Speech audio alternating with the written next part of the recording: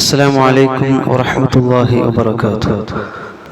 الحمد لله الواحد القهار والعزيز الغفار، والصلاة والسلام على رسوله المختار وعلى آله وأصحابه الأخيار، أما بعد. أعوذ بالله من الشيطان الرجيم. بسم الله الرحمن الرحيم. ربنا واجعلنا مسلمين لك ومن ذريتنا أمة مسلمة لك وأرنا مناسكنا وتب علينا إنك أنت التواب الرحيم. ഏറെ ബഹുമാനമുള്ള സത്യവിശ്വാസികളെ, സഹോദരി സഹോദരന്മാരെ, അല്ലാഹുവിനെ ജീവിതത്തിലുടനീളം പരമാവധി സൂക്ഷിച്ചുകൊണ്ട് ജീവിതത്തെ ക്രമീകരിക്കുവാൻ തുടർന്നുള്ള ദിവസങ്ങളിലും പ്രയത്നങ്ങൾ ഉണ്ടാവണമെന്ന് ആമുഖമായി ഉണർത്തുകയാണ്. പവിത്രവും പരിപാവനവുമായ വിശുദ്ധ റമദാനിന്റെ ദിനരാത്രങ്ങൾ നമ്മിൽ നിന്നും വിട പറഞ്ഞു എന്നു തന്നെ വേണമെങ്കിൽ പറയാം. ഈ സന്ദർഭത്തിലും സാഹചര്യത്തിലും അള്ളാഹുവോട് ഏറെ കടപ്പെട്ടവരും ശുക്ർ ചെയ്യേണ്ട ആളുകളുമാണ് നാം ഓരോരുത്തരും എന്ന് ഇടയ്ക്കിടെ നാം ഓർക്കുന്നത് നല്ലതാണ്. കാരണം വിശുദ്ധ റമദാൻ പരിപൂർണമായി തന്റെ ജീവിതത്തിൽ ഇന്നുവരേക്കും അത് സ്വായത്തമാക്കുവാനും അതിന്റെ ഓരോ നന്മകളെയും നിമിഷങ്ങളെയും തന്റെ ജീവിതത്തിന്റെ ഭാഗമാക്കി മാറ്റുവാനും നമുക്ക് സാധിച്ചു. അതുകൊണ്ട് തന്നെ അള്ളാഹുവോട് ഏറെ കടപ്പെട്ട ആളുകൾ എന്നുള്ള നിലയിൽ നമ്മുടെ മനസ്സറിഞ്ഞുള്ള അള്ളാഹുവോടുള്ള ശുക്ർ പറച്ചിൽ, ഹംദ് പറച്ചിൽ നമ്മുടെ ഭാഗത്തു നിന്നും ഉണ്ടാവണം. പ്രിയമുള്ളവരെ, ഇനിയൊരു അവസരം നമ്മുടെ ജീവിതത്തിൽ ഇങ്ങനെ ലഭിക്കുമോ എന്ന് ചോദിച്ചാൽ റമദാൻ ഇനിയും സമാഗതമാകും, കടന്നു വരും. പക്ഷേ ആ റമദാനിനെ സ്വീകരിക്കുവാൻ ഞാനുണ്ടാകുമോ എന്ന ചോദ്യത്തിന് മുമ്പിലാണ് നാം ഓരോരുത്തരും ആലോചിക്കുകയും ചിന്തിക്കുകയും ചെയ്യേണ്ട കാര്യം. ഏതായിരുന്നാലും അല്ലാഹു സുബ്ഹാനഹു വ തആല ഈ ദിവസങ്ങളിൽ അത്രയും നാം നിർവഹിച്ച വ്രതാനുഷ്ഠാനങ്ങളും നമ്മുടെ ദാനധർമ്മങ്ങളും ഖിയാമുൽ ലൈലും അതുപോലെയുള്ള ഖുർആൻ പാരായണങ്ങളും എല്ലാം അല്ലാഹു സുബ്ഹാനഹു വ തആല നമ്മിൽ നിന്നും സ്വീകരിക്കുകയും നാം പ്രതീക്ഷിക്കുന്നതിലും അപ്പുറത്തുള്ള പ്രതിഫലം നൽകി നമ്മുടെ പോരായ്മകളും പാകപ്പിഴവുകളും ഒക്കെ പുറത്തും പരിഹരിച്ച് അല്ലാഹു സ്വർഗപ്രവേശനം എളുപ്പമാക്കി നൽകുമാറാവട്ടെ. പ്രിയമുള്ളവരെ, വിശുദ്ധ ഖുർആനിൽ വന്നിട്ടുള്ള പ്രാർത്ഥനകളെ സംബന്ധിച്ചിടത്തോളം നമ്മളൊന്ന് പരിശോധിക്കുമ്പോൾ ഖലീലുല്ലാഹി ഇബ്രാഹിം നബി അലൈഹി സ്വലാത്തു വസ്സലാമയുടെ പ്രാർത്ഥനകളെ ഓരോ മുസ്ലിമീങ്ങളും കൃത്യമായി പഠിക്കുകയും അതിന്റെ ആശയത്തെ ഉൾക്കൊള്ളുകയും ചെയ്യുക എന്നുള്ളത് ബാധ്യതയാണ്. ബാധ്യത എന്ന് പറയാൻ കാരണം നാം പിൻപറ്റിപ്പോരുന്ന, നമ്മൾ അനുധാവന ചെയ്യുന്ന നമ്മുടെ അവസാനത്തെ പ്രവാചകൻ മുഹമ്മദ് മുസ്തഫ സല്ലല്ലാഹു അലൈഹി വസല്ലമ പോലും അല്ലാഹു സുബ്ഹാനഹു വ തആല പ്രവാചകനോട് പോലും താങ്കൾ പിൻപറ്റേണ്ടത് ഇബ്രാഹിമി മില്ലത്താണ്, ഇബ്രാഹിം നബിയുടെ പാതയെയാണ് പ്രവാചകരെ താങ്കൾ പിൻപറ്റേണ്ടത് എന്ന് പറഞ്ഞതിന്റെ അടിസ്ഥാനത്തിൽ ആ മുഹമ്മദ് നബിയുടെ അനുയായികൾ എന്നുള്ള നിലയിൽ മുഹമ്മദ് നബി സല്ലല്ലാഹു അലൈഹി വസല്ലം പിൻപറ്റി പോന്ന ആ മില്ലത്തു ഇബ്രാഹിമിൽ തന്നെയാണ് നാമും ഉള്ളത്. അതുകൊണ്ട് ആ ഇബ്രാഹിം നബിയുടെ പ്രാർത്ഥന, ജീവിതത്തിലെ പ്രയാസങ്ങളും പ്രതിസന്ധികളും അദ്ദേഹത്തിന് അള്ളാഹു ഏർപ്പെടുത്തിയിട്ടുള്ള പരീക്ഷണ ഘട്ടങ്ങളും അവിടെ നിന്നൊക്കെ അദ്ദേഹം അതിനെ തരണം ചെയ്ത് അതിൽ നിന്നൊക്കെ വിജയിച്ചു വന്ന രംഗവും അദ്ദേഹത്തിന്റെ ജീവിതത്തിലുടനീളം അദ്ദേഹം കൈകൊണ്ട പ്രാർത്ഥനകളും നിലപാടുകളും അതൊക്കെ കൃത്യമായി പഠിക്കുമ്പോൾ ഒരു ആദർശ കുടുംബത്തിൽ ജീവിക്കുവാൻ ശ്രമിക്കുകയും ആഗ്രഹിക്കുകയും ചെയ്യുന്ന നമ്മെ സംബന്ധിച്ചിടത്തോളം അദ്ദേഹത്തിൽ ഉദാത്തവും ഉത്തമവുമായ മാതൃകയുണ്ട് എന്നുള്ളത് ഒരു വസ്തുതാപരമായ വിഷയമാണ്. നമ്മൾ അദ്ദേഹത്തിന്റെ പ്രാർത്ഥനകളെ ഇങ്ങനെ മുഴുവനായി പറയാൻ സാധിക്കുകയില്ല എങ്കിലും ചുരുങ്ങിയ കാര്യങ്ങൾ അവിടുന്ന് പ്രാർത്ഥിച്ച ചില പ്രാർത്ഥനകളെ നമുക്കൊന്ന് വിലയിരുത്തി നോക്കാം. ഒന്നാമതായി തന്റെ പിതാവിനോട് ആദർശം പറയുന്ന, അള്ളാഹുവിന്റെ വഹദാനിയത്തിനെ പറ്റി സംസാരിക്കുന്ന ഇബ്രാഹിം നബി എന്ന ചെറുപ്പക്കാരെ നമുക്ക് കാണുവാൻ സാധിക്കും. അവിടെയുള്ള സമൂഹത്തിന്റെ ആദരവ് മുഴുവൻ ഏറ്റുവാങ്ങിയ ഒരു മഹാനുഭാവൻ അന്നത്തെ കാലഘട്ടത്തിൽ അവരൊക്കെ ആദരിച്ചു പോന്നിരുന്ന ഒരു മനുഷ്യനാണ് ഇബ്രാഹിം നബിയുടെ വാപ്പ ആസർ. ആ ആസറിന്റെ നിലപാടുകളും ചെയ്തികളും നമുക്ക് ചരിത്രത്തിലൂടെ മനസ്സിലാക്കിയ ആളുകളാണ് നമ്മളൊക്കെ. ആളുകൾ ബഹുമാനിക്കുകയും ആദരിക്കുകയും ചെയ്തിരുന്ന ഒരു മഹാമാനുഷി, അദ്ദേഹത്തിന് പുത്രനായി ജനിക്കുന്ന ഇബ്രാഹിം നബി അലൈഹി സ്വലാത്തു വസ്സലാം ചെറുപ്പക്കാരനായിരിക്കെ ആദർശത്തിന്റെ ആ ഒരു ഗാംഭീര്യത്തെയും അതിന്റെ സത്യസന്ധതയും സ്വന്തം ബാപ്പയോട് തുടങ്ങുന്ന രംഗം നമുക്കറിയാം.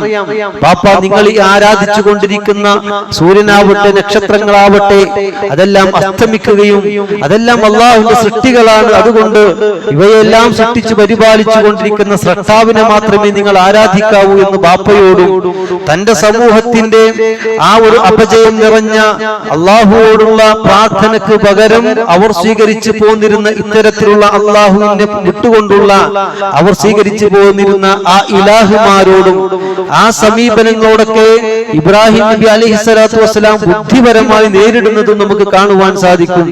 എല്ലാവരും ഉത്സവത്തിന് പോയ സമയത്ത് അവിടെ കടന്നു ചെല്ലുകയും വലിയ ആ വിഗ്രഹത്തെ അവിടെ തനിച്ചാക്കി ബാക്കിയുള്ളതെല്ലാം തച്ചുടച്ച് ബുദ്ധിപരമായി ദഅവത്തിന്റെ ഒരു പാത കാണിക്കുന്ന ഇബ്രാഹിം നബി അലൈഹി സ്വലാത്തു വസ്സലാമിന്റെ ചരിത്രം നമുക്ക് കാണുവാൻ സാധിക്കും. പ്രിയമുള്ളവരെ, സ്വന്തം ബാപ്പയോട് ആദർശം പറയുക, സ്വന്തം കുടുംബത്തിൽ നിന്നാവണം. അത് ബാപ്പയാണെങ്കിലും ശരി, ഉമ്മയാണെങ്കിലും ശരി, ബന്ധുമിത്രാദികളാണെങ്കിലും ശരി, അവർ ഈ പാതയിൽ നിന്നും വ്യതിചലിച്ചവരാണ് എങ്കിൽ, ഈ ഹക്ക് മനസ്സിലാക്കാതെയോ അല്ലാതെയോ അവർ വഴിതെറ്റി സഞ്ചരിക്കുന്നവരാണ് എങ്കിൽ ആരാണെങ്കിലും ശരി, ആ ബാധ്യത നിർവഹണത്തെ കുറിച്ചാണ് ഖുർആൻ കൃത്യമായി നമ്മെ ബോധ്യപ്പെടുത്തുന്നത് അദ്ദേഹത്തിന്റെ ജീവചരിത്രത്തിലൂടെ. അവിടെ നാം തിരിച്ചറിയേണ്ട കാര്യം, ആ ബാപ്പയോടുള്ള സകല ആദരവും ബഹുമാനവും നിലനിർത്തിക്കൊണ്ട് തന്നെയാണ് ബാപ്പയോട് അദ്ദേഹം സംസാരിക്കുന്നത് എന്നതുകൂടി നാം കൃത്യമായി മനസ്സിലാക്കേണ്ട വസ്തുതയാണ്. അവിടെ ഒരു പിതൃത്വത്തോടുള്ള കടപ്പാട് പ്രാർത്ഥനയിലൂടെ നിർവഹിക്കുന്നതും നമുക്ക് കാണുവാൻ സാധിക്കുന്ന വിഷയമാണ്. തന്റെ നിലപാടുകളോട്, ഈ ആദർശത്തോട് ഒരിക്കലും സന്ധി ചേരാത്ത ബാപ്പയോട് അദ്ദേഹം സലാം പറഞ്ഞു പോരുന്ന രംഗം നമുക്കറിയാം. അദ്ദേഹത്തിന്റെ ഒരു പിതൃത്വത്തോടുള്ള കടപ്പാട് അവിടെ നമുക്ക് കാണാം.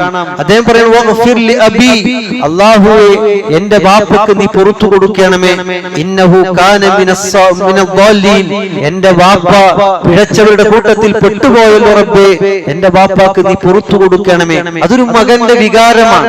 ഒരു കുട്ടിയുടെ ബാപ്പയോടുള്ള അങ്ങേറ്റത്തെ വാത്സല്യത്തിന്റെയോ സ്നേഹത്തിന്റെയോ ഭാഗമായി ഞാൻ ഉൾക്കൊള്ളുന്ന ആദർശത്തിലേക്ക് എന്റെ ബാപ്പ വരുന്നില്ലല്ലോ എന്ന ബേജാറാണ്, വേറെ ഒന്നുമല്ല. ഞാൻ ഉൾക്കൊള്ളുന്ന ഈ സത്യസന്ധമായ അള്ളാഹുവിനെ മാത്രമേ ആരാധിക്കാവൂ, ഇബാദത്തിന്റെ സകല വശങ്ങളും അള്ളാഹുവിന് മാത്രമേ അർപ്പിക്കാവൂ, നേർച്ചകളാവട്ടെ വഴിപാടുകളാവട്ടെ എന്തെല്ലാം അതെല്ലാം അള്ളാഹുവിന് മാത്രമേ അർപ്പിക്കാവൂ എന്ന ആശയത്തിലേക്ക്, വളരെ സുന്ദരമായ ഈ സത്യത്തിലേക്ക് എന്റെ പൊന്നുപ്പ വന്നില്ലല്ലോ എന്ന ബേജാറും ഭയപ്പാടും. അതുകൊണ്ടാണ് ആ വീട് വിട്ടിറങ്ങുന്ന സാഹചര്യത്തിൽ പോലും ബാപ്പയോട് സലാം പറഞ്ഞിറങ്ങുന്ന ആ ഒരു മകന്റെ ചിത്രം ഖുർആൻ വളരെ സുന്ദരമായി വിശദീകരിക്കുകയാണ്. അവിടെ ഒരു ബാപ്പയോടുള്ള പിതൃത്വത്തോടുള്ള അങ്ങേയറ്റത്തെ കടപ്പാടിനെയാണ് ഈ പ്രാർത്ഥനയിലൂടെ നമുക്ക് കാണുവാൻ സാധിക്കുന്നത്. പിന്നീട് അള്ളാഹു തിരുത്തുന്നുണ്ട്. പിഴച്ചുപോയ ശിർക്കിന്റെ വക്താവായ താങ്കളുടെ വാപ്പാക്ക് വേണ്ടി താങ്കൾ പാപമോചനത്തിന് വേണ്ടി തേടേണ്ടതില്ല എന്ന് പ്രവാചകനെ ആശ്വസിപ്പിക്കുകയും സമാധാനിപ്പിക്കുകയും ചെയ്യുന്ന ആശയം മറ്റൊരു തലത്തിൽ നമുക്ക് കാണുവാൻ സാധിക്കും. പ്രിയമുള്ളവരെ, എന്നിരുന്നാലും ഒരു ബാപ്പയോടുള്ള കടമയും കടപ്പാടും ആ മകനിൽ നമുക്ക് കാണാൻ സാധിക്കും. രണ്ടാമത്തത്, മക്കൾക്ക് വേണ്ടി പ്രാർത്ഥിക്കുന്നു അദ്ദേഹം. നമ്മളൊക്കെ ബാപ്പമാരാണ്, കുടുംബനാഥന്മാരാണ്, മക്കളുള്ളവരാണ്, പേരക്കുട്ടികളുള്ളവരാണ്. ഇവിടെയാണ് അദ്ദേഹം പ്രാർത്ഥിക്കുന്ന ഒരു പ്രാർത്ഥന, റബ്ബി ഹബ്ലി മിനസ് സ്വാലിഹീൻ, അല്ലാഹുവേ സ്വാലിഹീങ്ങളിൽപ്പെട്ട സന്താനത്തെ എനിക്ക് നീ പ്രദാനം ചെയ്യണമേ ചെയ്യണമേ എന്ന് ഇബ്രാഹിം നബി അലൈഹിസ്സലാത്തു വസ്സലാം പ്രാർത്ഥിക്കുകയാണ്. കുട്ടികൾ ചോദിക്കുക, അള്ളാഹുവോട് കുട്ടിക്ക് വേണ്ടി പ്രാർത്ഥിക്കുക എന്നുള്ളത് സർവ്വസാധാരണമായ കാര്യമാണ്. എന്നാൽ ഇവിടെ അങ്ങനെയല്ല. ഇവിടുത്തെ പ്രാർത്ഥന എന്താണ്? റബ്ബി ഹബ്ലി മിനസ് സ്വാലിഹീൻ. കേവലം ഒരു കുട്ടി എന്നതിലപ്പുറം സ്വാലിഹായ സദ്വൃത്തനായ ഒരു കുഞ്ഞിനെ പടച്ചോനെ, നല്ല കുട്ടിയെ എനിക്ക് നാഥാ നീ നൽകണം എന്ന് നമ്മൾ ഇപ്പോഴും പ്രാർത്ഥിക്കേണ്ട ഈ കാലഘട്ടത്തിൽ പ്രത്യേകിച്ചും നമ്മളൊക്കെ പ്രാർത്ഥിക്കേണ്ട ഒരു പ്രാർത്ഥന അന്ന് കാലെ കൂട്ടി ഖലീലുല്ലാഹി ഇബ്രാഹിം നബി അലൈഹിസ്സലാത്തു വസ്സലാം പ്രാർത്ഥിച്ചു പോകുന്നതായി നമുക്ക് കാണാം. പ്രിയമുള്ളവരെ, നമ്മുടെ നാട് വളരെ മലീമസമായി കൊണ്ടിരിക്കുകയാണ്. എവിടെയും അരാജകത്വങ്ങളും അധാർമിക പ്രവർത്തനങ്ങളും പിഞ്ചു കുഞ്ഞുങ്ങളടക്കം പല തോന്നിവാസങ്ങളുടെയും പിടിമുറുക്കത്തിൽ നിൽക്കുന്ന സന്ദർഭത്തിൽ നമുക്ക് അള്ളാഹുവോട് പ്രാർത്ഥിക്കുകയല്ലാതെ മറ്റൊന്നു വഴിയാണുള്ളത്. ഉപദേശിക്കാൻ അവരോട് നിർദ്ദേശങ്ങൾ പലപ്പോഴും നൽകാൻ സാധിക്കാത്തൊരവസ്ഥ. അള്ളാഹു നന്നാക്കുന്നവനാണ്, അവനാണ് സലാഹത്ത് നടത്തുന്നവൻ എന്ന് നമുക്ക് കൃത്യമായി അറിയാം. നമ്മൾ കൈകൾ ഉയർത്തി അള്ളാഹുവോട് പ്രാർത്ഥിക്കുക, പടച്ചോനെ എന്റെ കുഞ്ഞുങ്ങളെ നീ സ്വാലിഹാക്കി മാറ്റുവാൻ അതിന് നീ തൗഫീഖ് നൽകണം എന്ന പ്രാർത്ഥന നമ്മിൽ ഉണ്ടാവണം. ആ ഒരു മാതൃകയാണ് ഖലീലുല്ലാഹി ഇബ്രാഹിം നബി അലൈഹിസ്സലാത്തു വസ്സലാമയിൽ നമുക്ക് കാണുവാൻ സാധിക്കുന്നത്. നമുക്കറിയാം മറ്റൊരു കാര്യം, അദ്ദേഹം തന്റെ നാടിനു വേണ്ടി പ്രാർത്ഥിക്കുന്നു എന്നുള്ളതാണ്. സമൂഹത്തിന് വേണ്ടി, നാട്ടാർക്ക് വേണ്ടി, നാടിന്റെ സ്വസ്ഥമായ സ്വൈര്യമായ ജീവിതത്തിന് വേണ്ടി, അമ്നിനു വേണ്ടി, നിർഭയത്വപൂർണമായ ജീവിതത്തിന് വേണ്ടി പ്രാർത്ഥിക്കുന്നു ഖലീലുല്ലാഹി ഇബ്രാഹിം നബി അലൈഹിസ്സലാത്തു വസ്സലാം. വഇദ് ഖാല ഇബ്രാഹിം റബ്ബി ജഅൽ ഹാദാ ബലദൻ ആമിന. ഒരു നിർഭയത്വമുള്ള, ഒരു ഫാഷിസ്റ്റ് ശക്തികളുടെയും അതല്ലെങ്കിൽ ഏതെങ്കിലും തരത്തിലുള്ള ശത്രുക്കളുടെയും ഒന്നും ആക്രമണമില്ലാതെ തീർത്തും സുരക്ഷിതമായി ഇബാദത്തുകൾ നിർവഹിച്ച് സ്വസ്ഥമായി കഴിയുന്ന ഒരു നാട്, അതുപോലെ തന്നെ ഈ രൂപത്തിലുള്ള തോന്നിവാസങ്ങളും അരാജകത്വങ്ങളും ഇല്ലാത്തൊരു സുരക്ഷിതമായ ഒരു നാടിനെ പ്രദാനം ചെയ്യണമേ എന്ന പ്രാർത്ഥനയും നമുക്ക് അവിടെ കാണുവാൻ സാധിക്കും. അദ്ദേഹം നടത്തിയ പ്രാർത്ഥനകളിൽ ഒന്നാണ് സൂറത്ത് ഇബ്രാഹിമിലെ 37-ാമത്തെ ആയത്ത്, റബ്ബനാ ഇന്നി അസ്കൻതു മിൻ ദുർരിയതി ബിവാദിൻ ഗൈരി ദി സർഇൻ. ഒരു കൃഷിയോഗ്യവും ഇല്ലാത്ത, ഒരു പച്ചപ്പുൽ നാമ്പ് പോലും മുളക്കാത്ത ഒരു മരുഭൂമി, തരിശുഭൂമികയിൽ എന്റെ കുഞ്ഞിനെയും എന്റെ ഭാര്യയെയും ഞാൻ വിട്ടേച്ച് പോവുകയാണ് നാഥ എന്ന് പ്രാർത്ഥിച്ചിട്ട് റബ്ബനാ ലയുഖീമുസ് സ്വലാത്ത, നാഥ നമസ്കാരം നിലനിർത്തുന്നവരിൽ അവരെ നീ ഉൾപ്പെടുത്തണമേ എന്ന് അവിടെ വെച്ച് പ്രാർത്ഥിക്കുന്നത് നമുക്ക് കാണുവാൻ സാധിക്കും. അതാണ് ഏറ്റവും പ്രധാനപ്പെട്ട അദ്ദേഹത്തിന്റെ പ്രാർത്ഥന. ഞാൻ അവരെ തനിച്ചാക്കി പോവുകയാണ്, അവർക്ക് നിർദ്ദേശങ്ങൾ നൽകുവാൻ ഞാൻ അവരുടെ കൂടെയില്ല. എന്നിരുന്നാലും പടച്ചോനെ, നിന്നെ വഴിപ്പെട്ടുകൊണ്ട് നിന്റെ ഇബാദത്തുകളിൽ മുഴുകിക്കൊണ്ടിരിക്കുന്ന, നിസ്കാരം പ്രത്യേകിച്ചും നിലനിർത്തുന്ന ആളുകളാക്കി ഒരു കുട്ടിയെയും അല്ലെങ്കിൽ തന്റെ ഭാര്യയും തനിച്ചാക്കി പോകുമ്പോ അവരൊക്കെ തന്നെയും നിന്നെ വഴിപ്പെട്ട് ജീവിക്കുന്ന ആളുകളായി മാറണമേ എന്ന് പ്രാർത്ഥനയാണ് നമുക്ക് അവിടെ കാണുവാൻ സാധിക്കുന്നത്. പലപ്പോഴും നമ്മളൊക്കെ പ്രവാസ ജീവിതം നയിച്ചുകൊണ്ടിരിക്കുന്ന അല്ലെങ്കിൽ നയിച്ച ആളുകളാണ്. നമ്മളൊക്കെ നമ്മുടെ കുടുംബത്തെ, കുട്ടികളെയും ഭാര്യയും ഒക്കെ വീട്ടിൽ നാട്ടിലും തനിച്ചാക്കി വിദേശ രാജ്യങ്ങളിലേക്ക് പോകുമ്പോ ഇത്തരം ഒരു ചിന്ത അനിവാര്യമാണ്. ഞാൻ എന്റെ കുടുംബത്തെ ഇവിടെ വിട്ടേച്ചു പോവുകയാണ്. എന്റെ മക്കൾ, പ്രത്യേകിച്ചും വളർന്നു വരുന്ന ഈ തലമുറ, നിസ്കാരത്തിന്റെ വിഷയമാണെങ്കിലും മറ്റു കാര്യങ്ങളാണെങ്കിലും ധാർമ്മികതയുടെ വിഷയമാണെങ്കിലും എല്ലാം കാലഘട്ടം വളരെ മോശമാണ് നാഥ. അതുകൊണ്ട് അവർക്ക് സൽബുദ്ധി ഉണ്ടാകുവാൻ, അതുപോലെ തന്നെ നിന്റെ പാതയിൽ ഉറച്ചു നിൽക്കുവാൻ, നിസ്കാരം നിലനിർത്തുന്ന ഒരു നല്ല തലമുറയായി വളരുവാൻ അല്ലാഹുവേ നീ തുണയ്ക്കണമേ എന്ന പ്രാർത്ഥന അവിടെയും നമുക്ക് കാണുവാൻ സാധിക്കുന്ന വിഷയമാണ്. എന്നിട്ട് അദ്ദേഹത്തിന്റെ അവസാനത്തെ ഒരു പ്രാർത്ഥനയുണ്ട്. അദ്ദേഹത്തിന്റെ ആ സൂറത്ത് ശുഅറായിൽ 84-ാമത്തെ ആയത്ത് അല്ലാഹുവോട് പ്രാർത്ഥിക്കുന്നത് എന്താണ്? വജഅൽ ലീ ലിസാന സിദ്ഖിൻ ഫിൽ ആഖിരീൻ. അല്ലാഹുവേ, ഞാൻ എന്റെ അവധി എത്തുമ്പോൾ ഞാൻ ഈ ഭൂമി ലോകത്ത് വിട പറഞ്ഞു പോകും. നീ എനിക്ക് നിശ്ചയിച്ച അവധി എത്തിക്കഴിഞ്ഞാൽ കഴിഞ്ഞാൽ ഞാൻ പോകും. പക്ഷേ റബ്ബി വജ്അൽനി ലിസാന സിദ്ഖിൻ ഫിൽ ആഖിരീൻ, എനിക്ക് ശേഷം വരുന്ന തലമുറകളിൽ കാലഘട്ടക്കാരിൽ എന്നെ കുറിച്ചുള്ള ഒരു സൽപ്പേര് നാഥ നീ ഉണ്ടാക്കണമെന്നാണ്. എന്നെ പറ്റി നല്ലത് പറയുന്ന, നല്ലത് മാത്രം എന്നെ പറ്റി പറയുന്ന ഒരു സംസാരിക്കുക, അത്തരത്തിലുള്ള ഒരാളാക്കി എന്നെ മാറ്റണം എന്ന് പ്രാർത്ഥിക്കുന്നു ഖലീലുല്ലാഹി ഇബ്രാഹിം നബി അലൈഹിസ്സലാത്തു വസ്സലാം. പ്രിയമുള്ളവരെ, നമ്മളൊക്കെ മരിച്ചു കഴിഞ്ഞാൽ എന്നെയും നിങ്ങളെയും പറ്റി സമൂഹം എന്തു പറയും എന്നുള്ളത് ഇപ്പോഴേ ആലോചിക്കേണ്ട വിഷയമാണ്. എന്റെ ചെയ്തികളെ നോക്കിക്കൊണ്ട്, എന്റെ സംസ്കാരത്തെ നോക്കിക്കൊണ്ട്, എന്റെ പ്രവർത്തനങ്ങളെയും എന്റെ ചിന്താഗതികളെയും ഇടപാടുകളെ കുറിച്ചുമൊക്കെ നമ്മളൊന്ന് ഉറ്റാലോചിക്കുക. ഈ രൂപത്തിൽ ഞാൻ മരണപ്പെട്ടു പോയി കഴിഞ്ഞാൽ എന്നെ ചുറ്റിപ്പറ്റി ജീവിക്കുന്ന എന്റെ കുടുംബാംഗങ്ങളാവട്ടെ, എന്നെ നന്നായിട്ട് അറിയാവുന്ന എന്റെ സമൂഹമാവട്ടെ, അയൽപക്ക ബന്ധങ്ങളാവട്ടെ, ഇവരൊക്കെ എന്നെ പറ്റി എന്ത് പറയും?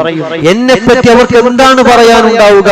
നല്ലതാണോ പറയുക, അതല്ല ചീത്തതായ എന്റെ ജീവിത കാലഘട്ടത്തിൽ ഞാൻ ചെയ്തു കൂട്ടിയിട്ടുള്ള പോരായ്മകളെ പറ്റി ആ സമൂഹം സംസാരിക്കുമോ, പറയുമോ? ആ ഒരു ബേജാറ് എപ്പോഴും നമുക്കുണ്ടാവണം. ആ ഒരു സൽപേരിന് വേണ്ടി പ്രാർത്ഥിച്ച ഖലീലുല്ലാഹി ഇബ്രാഹിം നബി അലൈഹിസ്സലാത്തു വസ്സലാമയുടെ പ്രാർത്ഥനയാണ് വജ്അൽനി ലിസാന സിദ്ഖിൻ ഫിൽ ആഖിരീൻ. നല്ലത് പറയുന്ന എന്നെ പറ്റി നല്ലത് പറയണം സമൂഹം. ഇത് നമ്മൾ ആഗ്രഹിക്കേണ്ടവരാണ്. അങ്ങനെ ആഗ്രഹിക്കണമെങ്കിൽ ആ രൂപത്തിൽ നമ്മുടെ സംസ്കാരങ്ങളെ, നമ്മുടെ വ്യവഹാരങ്ങളെ, ഇടപാടുകളെ എല്ലാം നമ്മൾ മാറ്റിയെടുക്കൽ അനിവാര്യമാണ്. അതുകൊണ്ട് പ്രിയമുള്ളവരെ, ഈ പ്രാർത്ഥനകളെ മുഴുവനായി നമ്മൾ പരിശോധിക്കുന്ന ഘട്ടത്തിൽ നമുക്ക് മനസ്സിലാക്കാൻ കഴിയുന്നത് ഒരു വലിയ ആൾക്കൂട്ടം ഉണ്ടാവണം, എനിക്ക് ശേഷം വലിയൊരു ജനസഞ്ചയം ഉണ്ടാവണം എന്ന് ആഗ്രഹിക്കുന്നതിന് പകരം ഇബ്രാഹിം നബി ഏറ്റവും കൂടുതൽ ആഗ്രഹിച്ചത് ആദർശബന്ധമുള്ള, ആദർശബോധമുള്ള ഒരു തലമുറ എനിക്ക് ശേഷം ഇവിടെ ഉണ്ടാവണം. അത് എന്റെ കുടുംബത്തിലൂടെ, അതുപോലെ തന്നെ സമൂഹത്തിലൂടെ ഈ ലോകത്ത് സംജാതമാവണം എന്ന് ആഗ്രഹിക്കുന്ന ഇബ്രാഹിം നബി അലൈഹിസ്സലാത്തു വസ്സലാമയുടെ പ്രാർത്ഥന നമുക്ക് കാണാൻ കഴിയും. പ്രിയമുള്ളവരെ, പറഞ്ഞു വരുന്നത് ഇബ്രാഹിം നബിയുടെ ജീവചരിത്രം നമ്മൾ പരിശോധിക്കാൻ തുനിഞ്ഞാൽ ഒരു കുടുംബനാഥൻ എന്നുള്ള നിലയിൽ, ഒരു ബാപ്പ എന്നുള്ള നിലയിൽ, ഒരു മകൻ എന്നുള്ള നിലയിൽ, ഒരു സമൂഹത്തിലെ പ്രതിബദ്ധതയുള്ള മനുഷ്യൻ എന്നുള്ള നിലയിൽ എല്ലാ അർത്ഥത്തിലും അദ്ദേഹത്തിൽ കൃത്യമായ മാതൃക നമുക്ക് കാണുവാൻ സാധിക്കും. അതുകൊണ്ടാണ്